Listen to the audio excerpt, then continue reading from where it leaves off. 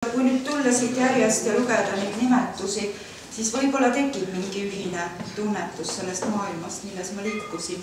Aga teisalt, need on nii kihilised, need definitsioonid ja ma enda jaoks leidsin niisuguse internetilehe nagu Merriam-Webster Dictionary, kus avas mu silmi selle koha pealt, mis on tegelikult armastus ja mis on tegelikult kirg ja sügis.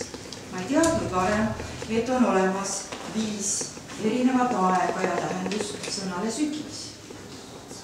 Aga seda raamatut mul kahjuks veel ei ole.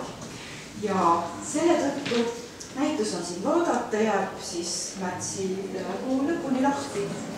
Ja loodan, et naudite seda, aga räägiksin paar sõna võib-olla siis raamatust. Kõigepealt vabanduseks see, tõepoolest ma olen teinud selle raamatu internetis ja sinna on ta põhimõtteliselt ka jäänud. Seal on ta päris kaua üleval lehitsemiseks ja kes tõesti tahab teda endale ka hankida, siis saab teda sealt osta. Selle kohta ma panin siis väiksed lehed siia välja. Praegu antud juhul on minu käes esimesest, kus seda saab tiraažiks nimetada, ma tellin just nii palju just sel hetkel, kui see mulle võimalik on. Nii et täna selle esimese raamatu ma tahaksin anda üle muuseumile. Ma väga austab, et muuseum selle tooda minu käelt vastu võtab ja siin raamatukogus väga näha saab. Samuti hiljem siis kooliraamatu. Kes ei jaksa osta, siis saab muuseumiraamatu. Ja kindlasti, see on nagu niisugune praktiline osa sellest, et kindlasti võib ka siis minu poole pöörduda, kui keegi tõesti seda tahab ja siis ma saan neid ka ise juurde tellida. Samuti on võimalik seda PDF-i kujul siis omandada. See selleks, aga see raamatu sünnilugu on selline, et tegelikult see mõte, nagu ma ütlesin, oli ammu. Ja ma ei teadnud, kust alata, kust lõpetada ja siis ma otsustasin, et algus peab olema koolist lahkumise hetk. Sest muidu oleks ju saanud eluloo raamat ja ma kasutan siin seda banaalset väljendit, et kui ma oskaksin kirjutada, siis ma oleksin hakanud kirjanikuks ja seda ma ei osanud veel. Võib-olla kunagi tuleb see aeg. Aga katata siis jah tõesti umbes 30 aastat. Tööd on väga erinevad. Alguses oli ju meil hoopis teine taust kui praegu. Nii et sellega koos on muutunud ka tööd. Ja kes nüüd, kui keegi mäletab minu eelmist näitust, mis oli Tartus, siis need tööd, mis seal olid, siin on väljas ainult üks, mis seal oli ja ta on ka siis selle plakatil või nagu sümbolina 2010. aastal, siis need olid ühekordsed ja rahulikud ja ma arvan, et see oli aeg, kui me kõik ootasime midagi suurt, ilusat, rahulikku, kaunist, mis meiega hakkab juhtuma. Ja tänaseks me oleme jõudnud seisu, millest minu jaoks kõige kirjelduslikum teos on võib-olla see seal keskel, see punane taldrik, ma nimetan taldrikuteks vahel lihtsuse mõttes.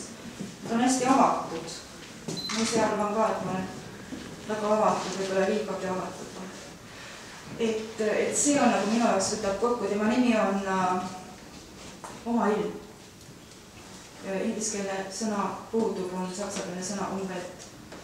Ja tähendab seda, mida inimene või mitte inimene, vaid ükskõik milline organism enda ümber tunnetab. Iga ühe jaoks meist on keskkond erinev. Me ei näe, isegi värve ei näe me samamoodi.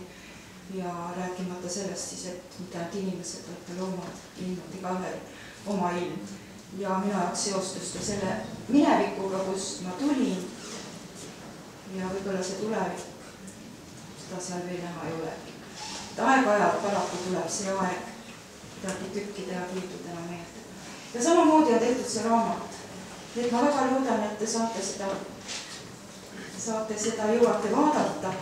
Ja mõned eksemplarid väljas täna vaatamiseks ja muidugi saab seda tõepoolest internetis levitseda ja rahulikult rääkida. Nii et ma tänan veel kord kõiki ja tänan muuseumit ja aitäh, Mare sissejuhatusi.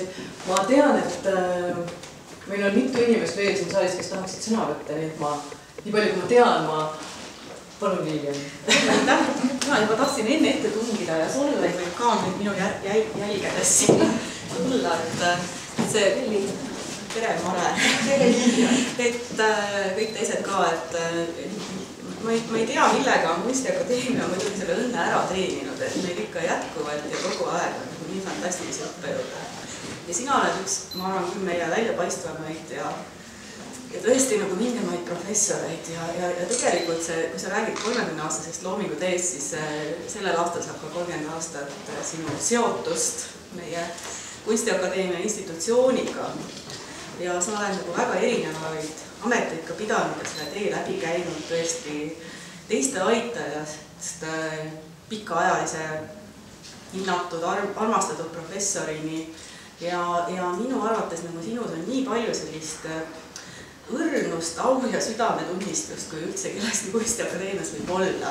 Et ma arvan, see nagu, kuidas sa oled inimese õppejõuna, see väga palju peegeldab ka sinu loomingus, et sellepärast ma julgen nagu kogu seda administratiivset taaka ka siin kirjeldada.